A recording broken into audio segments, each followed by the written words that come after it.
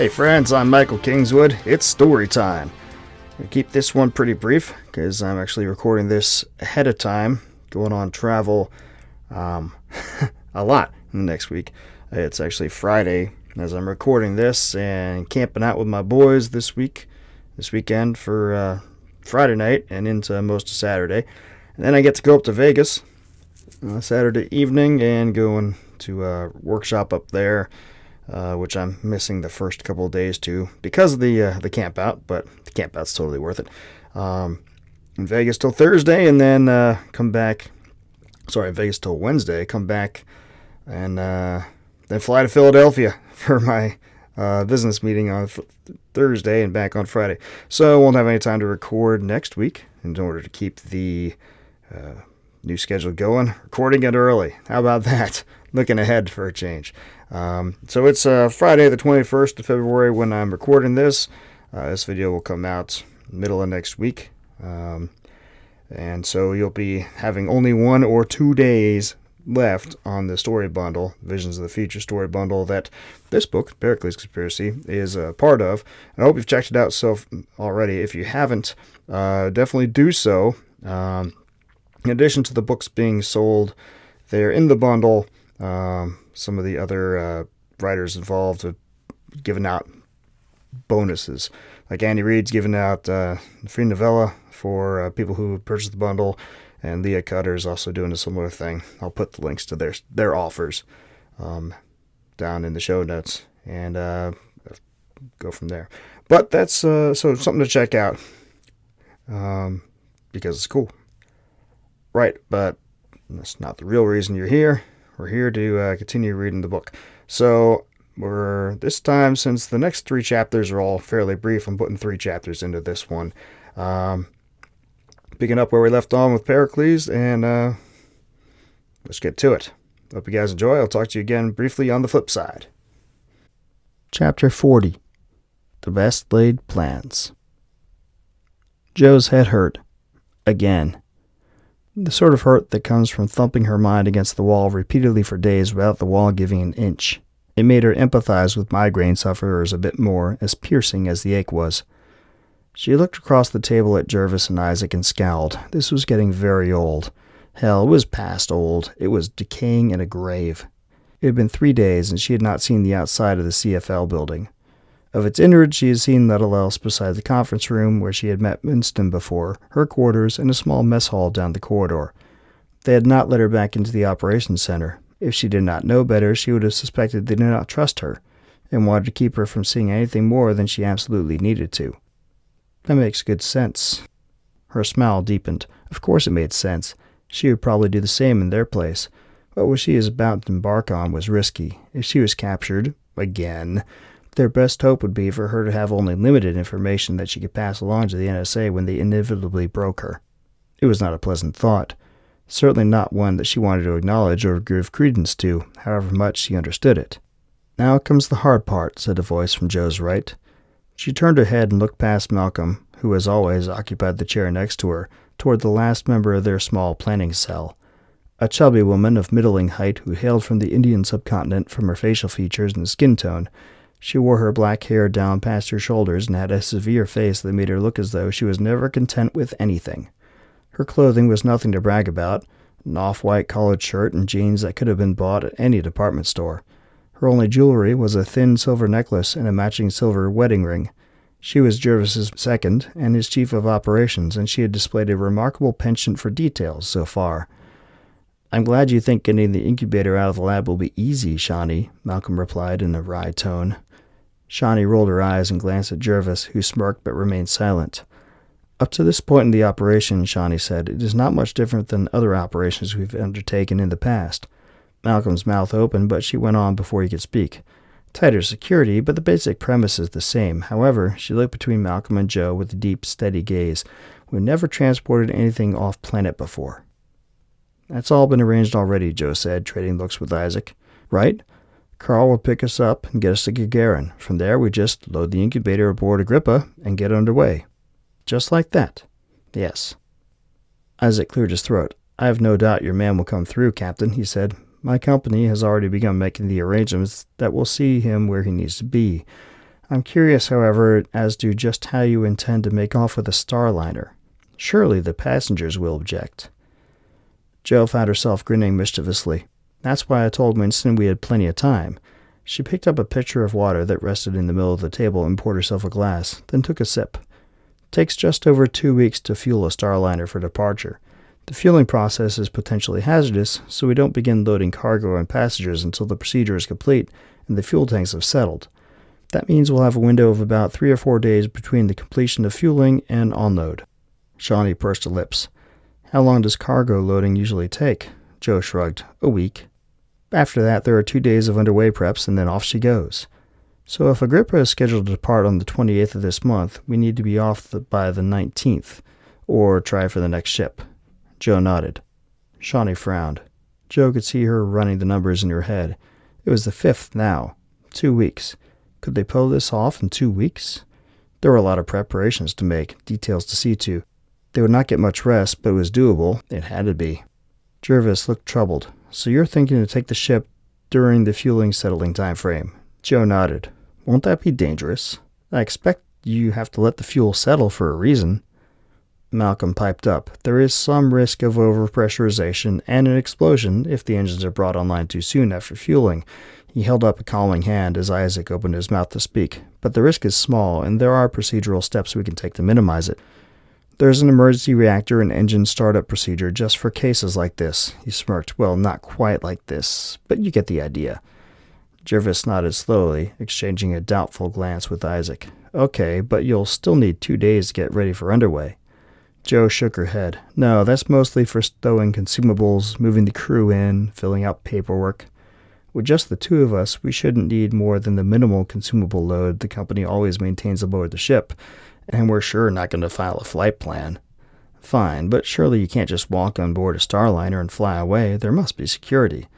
Joe nodded. "There is. Only the ship's captain can authorize a reactor startup or disengage the docking mechanism." "Okay," Jervis said, trading glances with Shawnee, who completed his thought. "So how do you intend to get past that?" Joe's smile stretched ear to ear. "I'm Agrippa's captain." All eyes around the table widened. All jaws dropped in unison. It was brilliant. "Harold Jameson transferred me from Pericles to Agrippa a few weeks ago. When he did it, IT added my account to the list of those with authority to get the ship underway." The silence that followed was not as satisfying as Joe thought it would be. Jervis, Isaac, and Shawnee all traded incredulous, doubting glances. Why doubting? Joe looked aside at Malcolm, who was staring at her as though she was daft. After several seconds, the silence became a bit too much.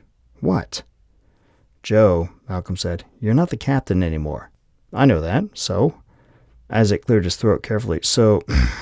He stopped and smiled apologetically. "The company has certainly removed you by now. They won't be foolish enough to maintain a fugitive from the law on the security access list." Shawnee looked disgusted. "Really?" she said, her tone dripping scorn. "This was your plan?" She shook her head emphatically. "Forget it. We're fucked if we do this." They didn't see, but then Joe should have expected it. None of them had the sort of access she had enjoyed. None of them knew the inner workings of McAllister's security like she did. She had to force herself not to stop from grinning even wider. Joe held up her index finger and wiggled it slightly. "Shame, shame. I would agree with you, Shawnee, except for one thing." Shawnee's eyebrow quirked upward, but she did not speak. She merely gestured for Joe to continue, her doubting frown saying all that needed saying. Joe explained, "Harry transferred me personally. I was with him when he did it, and I watched him enter his access code." The doubt left Shawnee's face, replaced by incredulous surprise, followed by a wide, conspiratorial smile. Beautiful. Chapter 41. Mazel Tov.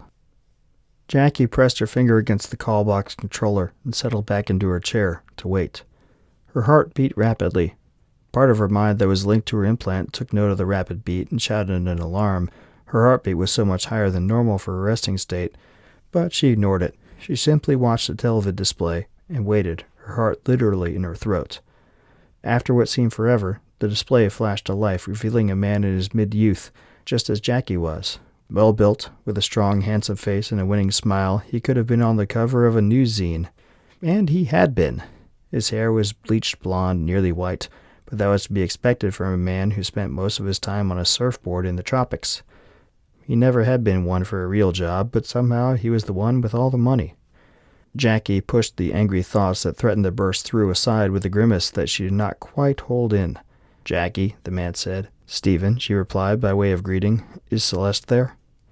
Stephen's lips turned down into a frown, an unnatural-seeming expression that turned his handsome, joyous face into something cold, bitter.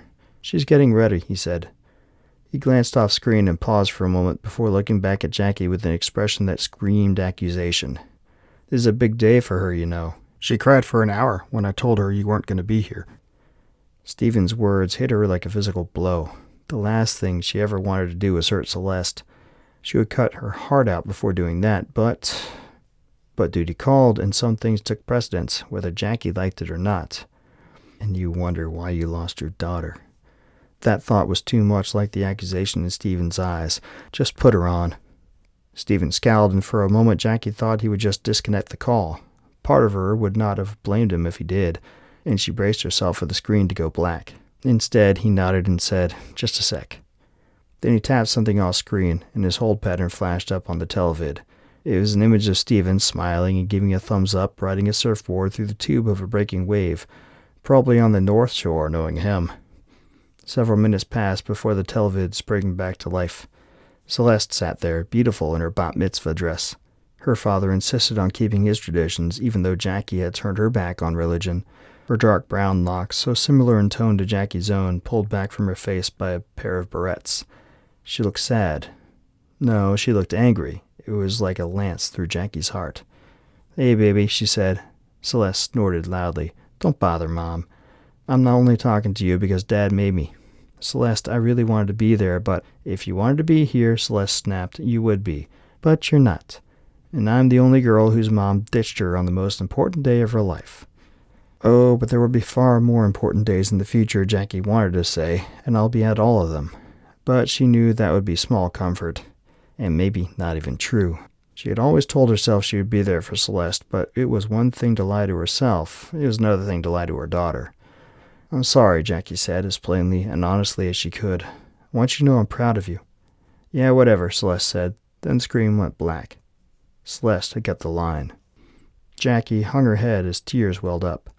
She sat that way for a long time, or at least it felt that way, but when she raised her head and pushed herself back from the call box to glance at the chronometer on the wall, she had her implant chronometer turned off like normal. It was a terrible distraction. She found that only a couple minutes had passed. She stood and smoothed her blouse and slacks. Best not to look disheveled. Then she turned and strode through the doorway toward the rest of her office's working spaces. She did not look out the window adjacent to the call box. The view of Earth, continually spinning around like a dish caught in a vortex, had never set her stomach at ease. But today of all days, the image of her home swirling around as she stood on a station tens of thousands of miles away, on a mad quest to apprehend a woman who probably had far too much sense to ever show her face here, that image would have made her break down and weep for what she had given up to be here. As she drew a deep breath to calm herself, Jackie could not help but wonder whether it was worth it at all. Chapter 42. Underway. 2 vans. 2 vans did not seem enough to Joe's mind, not for the task that lay ahead. A half-dozen people and all their equipment would completely fill the first. The second was mostly empty, to transport the objective, as Jervis had taken to call it. It seemed like a caper of this magnitude would require more. But then, how much help would more people be? Her crew on Pericles only numbered over a dozen because of the various crew members' children, and they had charge of the Starliner for an entire year. Not the same thing, but it was not that dissimilar in principle. A group of people working as a team to accomplish a goal. If the team became too large, the group dynamic would break down as dissent and social loafing interfered with operations. Joe understood that, but it was easier to accept that in the familiar environs of a Starliner than here, well past the line of criminal behavior. Joe shoved the doubt aside. It just came from her own nervousness, a natural reaction to a wholly new set of circumstances. It was not an easy thing to do.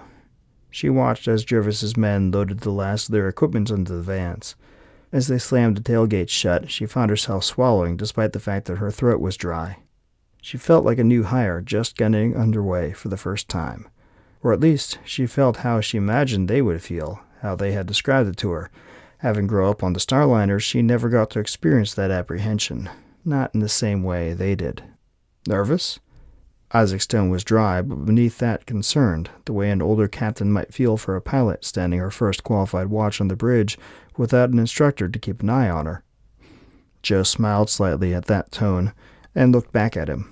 He stood in the doorway leading from the CFL headquarters loading garage into the building proper and was dressed simply in a white collared shirt and khakis. He seemed particularly partial to that combination. He met her gaze and smiled ever so slightly as she shrugged. "I'd be lying if I said no," Joe replied. Isaac nodded. "Good. Means you're not nuts." He walked forward to her side on a small concrete landing above a small flight of stairs that led down to the garage proper, where the two vans were parked. Though some here would probably disagree with that assessment, I might just agree with them. Isaac snorted. Or maybe he chuckled. Or maybe both. His lips turned upward more broadly as he patted her on the shoulder and gave it a gentle squeeze. "The plan's good," he said. "Simple, straightforward. Nothing fancy to screw it up, and you'll have our best people with you. You'll be fine." Joe returned the smile but shrugged. "We'll see." Isaac was right. It was a straightforward plan, and as far as Joe could see, the greatest risk ran in the rendezvous with Carl.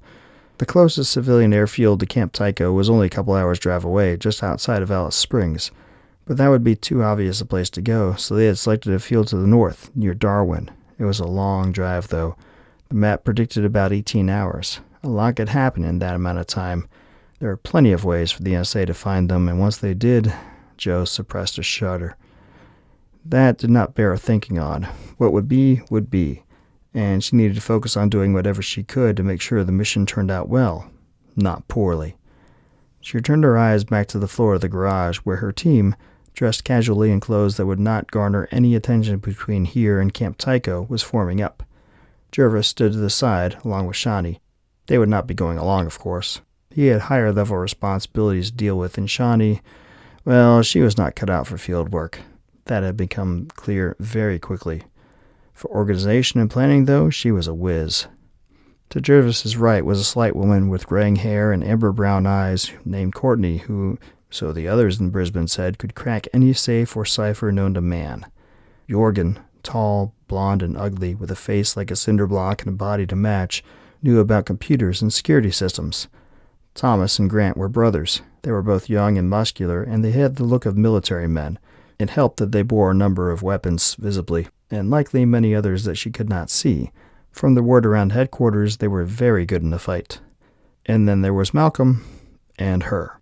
Joe felt decidedly out of place and inadequate right then. That was a feeling she knew well. It was an old companion, often encountered, but rarely journeyed with for long.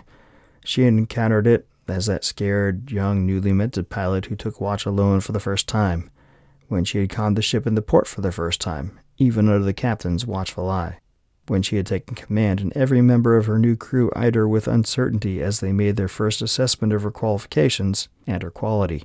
She had proven equal, more than equal, to every one of those situations, but knowing that did not make the anxiety go away. It never did, not until it decided to leave of its own accord, not hers. But while it decided when exactly to do that, she had work to do.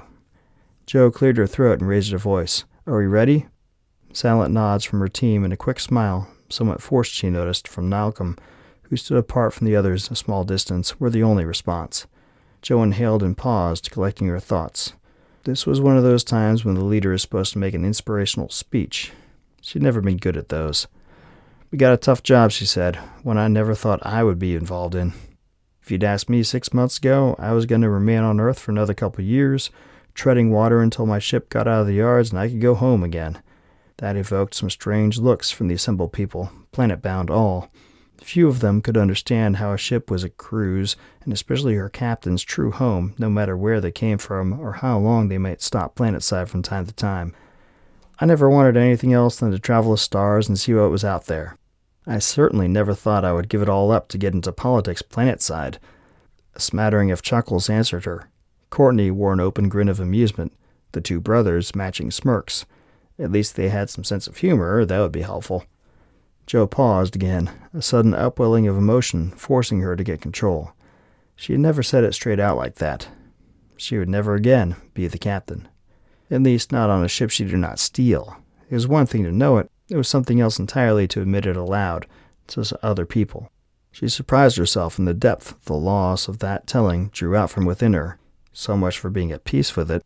Joe sniffed and forced a half-smile onto her face. But there are some things you can't turn away from, some things that make it impossible to just go along, safe in your own little world. Or at least there are for me. What's happening in that lab is wrong, more wrong than anything I've ever heard of before. Our first encounter with intelligent aliens, and we treat their children like... She paused, suddenly finding herself out of words. The silence lingered for a long several seconds. Then she drew herself up and made her face hard, taking on her best Captain Means Business expression. It has to stop, and we have to stop it. She was surprised by the applause as she walked down from the stairs to her waiting team. Not just from them, but from everyone present. The men who had manhandled the heaviest gear into the truck, Jervis, Isaac, the pair of mechanics who had just finished giving the vans a once-over, a few interested CFL members who had just come along to see them off.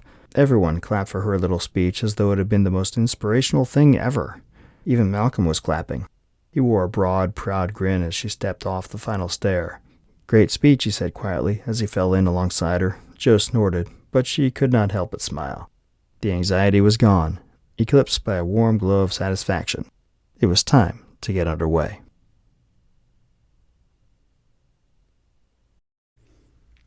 Okay, well, I guess you can probably figure out why I arranged these 3 chapters together. In addition to them being brief, they're all kind of lining up the pieces. Right? So, everything's lined up. Commencing the operation.